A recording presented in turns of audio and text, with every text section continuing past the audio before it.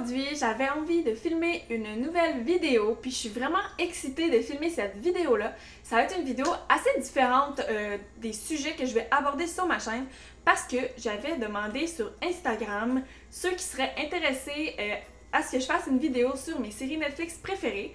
Fait que c'est de ça que je vais parler aujourd'hui, mes séries Netflix préférées. Puis c'est ça, je sais que ça n'a pas vraiment rapport avec les sujets que je parle habituellement sur ma chaîne, tu sais, je parle surtout de véganisme, minimalisme, zéro déchet et tout.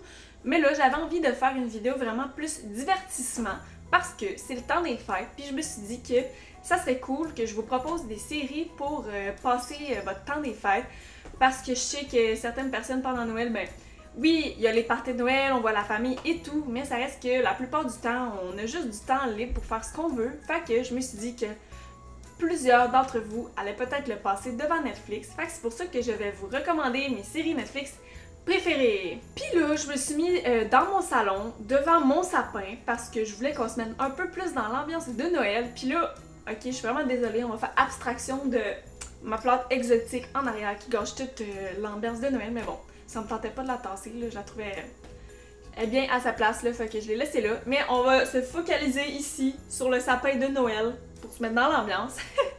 Fait que c'est ça, j'ai 6 séries Netflix à vous parler. Ben, en fait, j'en ai surtout 5, mais j'en mets 6 parce qu'il y en a une que tout le monde connaît, c'est sûr, mais que j'avais quand même envie de vous en parler. Puis c'est ça, je les ai toutes comme pris en note dans mon petit cahier ici, puis je vais vous parler de ça sans plus tarder. Je vais commencer, ok, en fait je vais y aller en ordre, là, de 1 à 5/6, là, bref, pour vous parler vraiment de mes séries préférées. Donc la première, ma série préférée de vraiment tous les temps, là, genre que j'adore, c'est The Foster ou les Fosters, ou je sais pas comment le dire, mais les Fosters, voilà. En fait, c'est une série que j'ai découvert il y a quand même quelques années, je dirais peut-être 1, 2, 3 ans à l'environ. C'est vraiment bon. Pour vrai, c'est une série qui a 5 saisons. Chacune des saisons contient environ 20 épisodes, entre 45 et 50 minutes, là, ça dépend vraiment des épisodes. Puis c'est vraiment une série d'ados, genre ados typiques, mais comme vraiment dramatique. C'est ça que j'aime de cette série-là, c'est que chaque épisode a vraiment une tournure dramatique. Puis il y a toujours du drame, on veut toujours savoir ce qui se passe. C'est vraiment cool. En fait, c'est une série qui tourne autour de l'histoire de Callie, qui est le personnage principal. Callie, c'est une enfant, en fait, elle a un frère qui s'appelle Jude. Donc, on parle un peu de leur histoire. C'est sûr que Callie, c'est vraiment le personnage principal. Puis c'est ça, en fait, eux, leur mère est morte. Puis leur père est en prison pour, dans le fond, le meurtre de la mère. Je vais pas vous dire c'est quoi, là, vous allez le savoir, en fait, si jamais vous décidez de l'écouter. Mais c'est ça, fait que le père, dans le fond, il se ramasse en prison. Donc Callie et Jude se ramassent orphelins. Puis Callie fait un petit peu des conneries, se ramasse en prison. Puis finalement, là, à sa sortie de prison, elle se trouve une nouvelle famille d'accueil avec son frère. Puis c'est ça, on voit vraiment comme toute l'histoire avec cette famille d'accueil-là, avec tous les personnages super attachants. En fait, c'est les deux mères, en fait, c'est Steph et Lina. C'est vraiment deux personnes incroyables. Genre, tout le monde voudrait les avoir comme parents ou comme famille d'accueil. Ils sont vraiment, genre, super, super, vraiment cool, là. Super, super, vraiment cool. Très compréhensive et super attachante aussi. On voit aussi Brandon, Jesus et Mariana, c'est vraiment les personnages principaux avec Callie et Jude.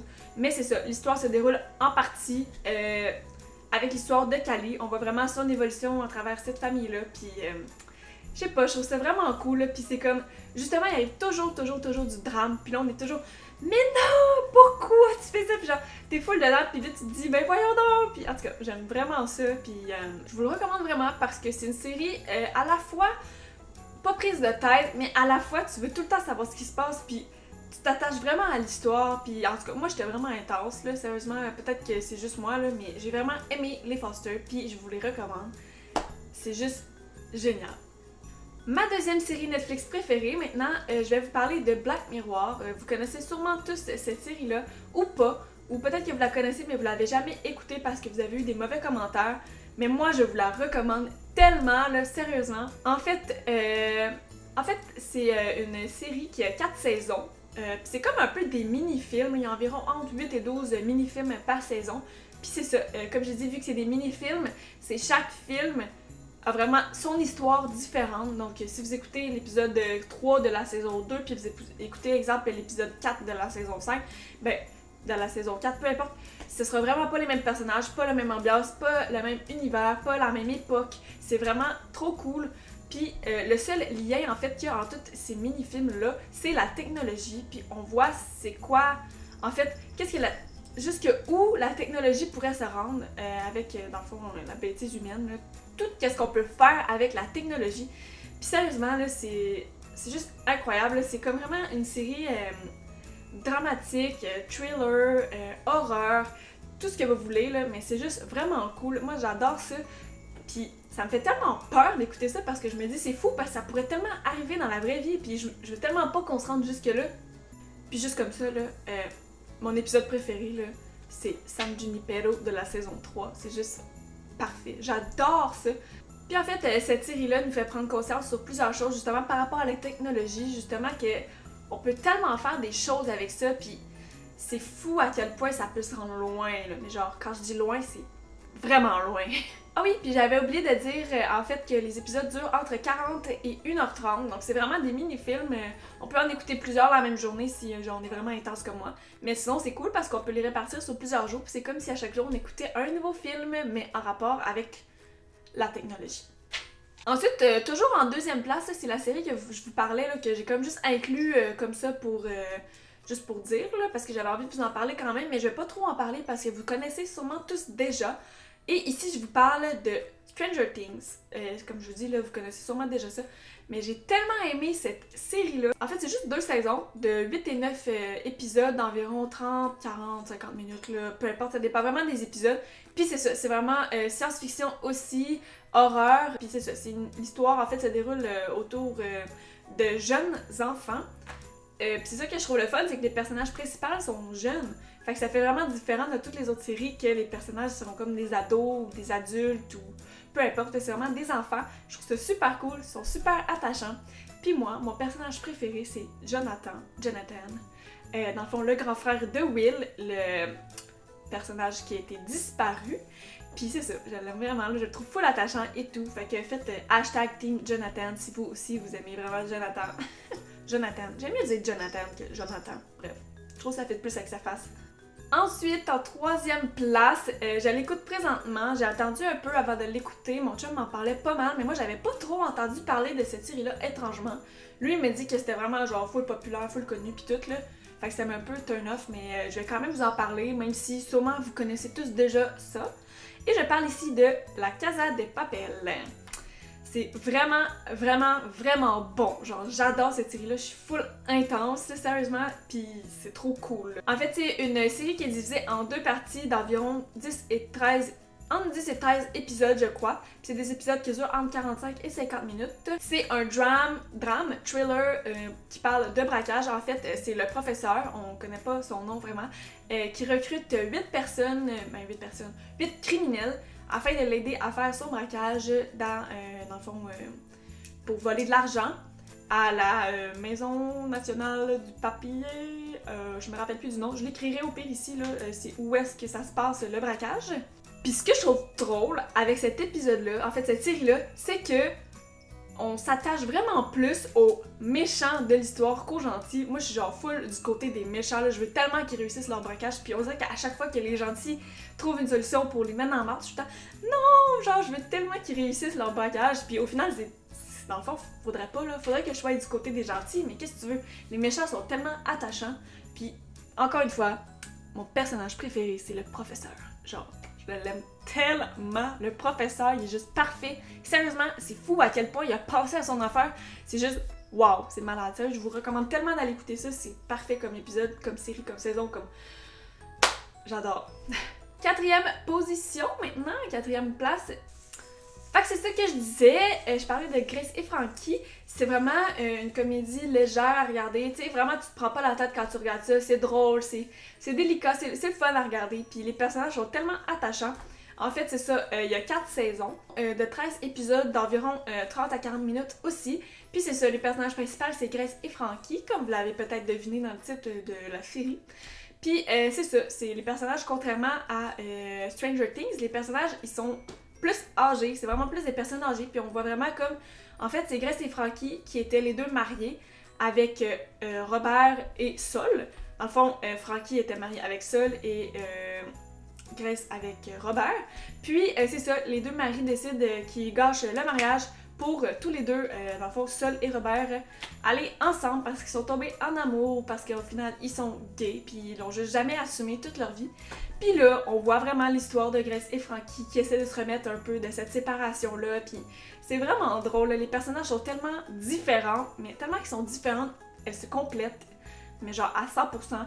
Il y a comme Frankie, la bohème, un peu genre, tu sais, relax et tout, puis à côté, il y a Grace qui est juste comme un peu...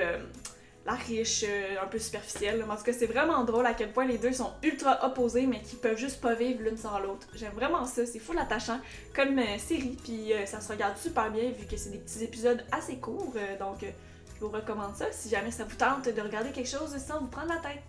5e et dernier épisode, saison, série, je me mélange tout le temps dans les mots, je sais que c'est une série, mais bon. C'est, en fait, je vais vous parler de Glitch. J'en ai pas beaucoup entendu parler sur YouTube, fait que je suis vraiment contente de pouvoir vous en parler aujourd'hui.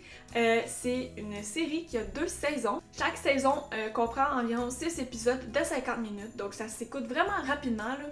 Puis c'est ça, c'est James qui se rend au cimetière parce qu'il y a eu un appel de son collègue. James, c'est un policier, donc il y a eu un appel comme quoi il y avait peut-être eu du mouvement dans le cimetière ou des jeunes qui pourraient défaire les pierres tombales. Donc, il se rend au cimetière pour se rendre compte que 6 personnes sont revenues de parmi les morts. Fait que là, il les prend avec lui, puis il s'en va un peu les cacher dans une maison avec le docteur Elisha. Puis avec Elisha, dans le fond, ils décident les deux d'enquêter un peu sur les 6 personnages qui sont revenus de parmi les morts. Puis peu à peu, dans la série, on découvre vraiment l'histoire de chacun, puis je trouve ça tellement cool parce que chaque personne vient d'une époque différente. Genre, il y en a qui sont morts depuis 150 ans, il y en a qui sont morts depuis 2 ans. Puis c'est vraiment cool parce qu'on voit vraiment leur histoire, puis comme on comprend un peu pourquoi, dans le fond, ça se passe dans ce village-là en précis. C'est dans la petite ville de Yorana, puis c'est vraiment super cute. La petite ville, l'ambiance, j'aime vraiment ça. C'est vraiment un thriller dramatique, horreur, science-fiction, fantastique. C'est juste vraiment cool à regarder, j'aime vraiment ça. Puis c'est ça, je sais pas, j'ai pas vraiment plus à rajouter, ça fait un petit bout que je l'ai regardé. Fait que je me rappelle plus vraiment par cœur de tous les épisodes un par un, mais je sais qu'à chaque épisode, je voulais tout le temps voir la suite puis continuer, je voulais pas arrêter, c'était juste... C'est comme addictif comme série, c'est fou là. Fait que c'est ça, je vous ai présenté mes 5/6 épisodes préférés sur Netflix de l'année, en fait, des derniers temps. En fait, tu sais, c'est sûr qu'il y en a d'autres que j'aime beaucoup, là. Je pourrais vous parler de Perdu dans l'espace, je pourrais vous parler de Atypical, que j'ai bien aimé aussi, mais je voulais vraiment, genre, me focaliser sur mes vraiment préférés de tous les temps. Puis c'est ça, j'espère que vous allez les regarder. Si jamais vous allez les regarder ou si vous les avez vus, j'aimerais ça que vous me le dites dans les commentaires pour qu'on puisse en parler ensemble. Ça pourrait vraiment être cool parce que c'est vraiment des séries que j'ai vraiment trippé, là, tu sais, pour que je vous en parle, c'est parce que je les ai vraiment aimées. Fait que, ben c'est ça, j'espère que vous avez aimé ma vidéo, que ça va vous faire des séries Netflix à regarder pendant Noël, que vous allez, je sais pas, pour pouvoir passer du temps, si vous avez rien à faire, ouais, c'est vraiment cool, c'est ça. Moi, je vais sûrement continuer à finir la Casa de Papel parce que c'est juste parfait, là. Je pense que la vie va vous dire salut. Vie, dis salut. Regarde. Oui, c'est la vie.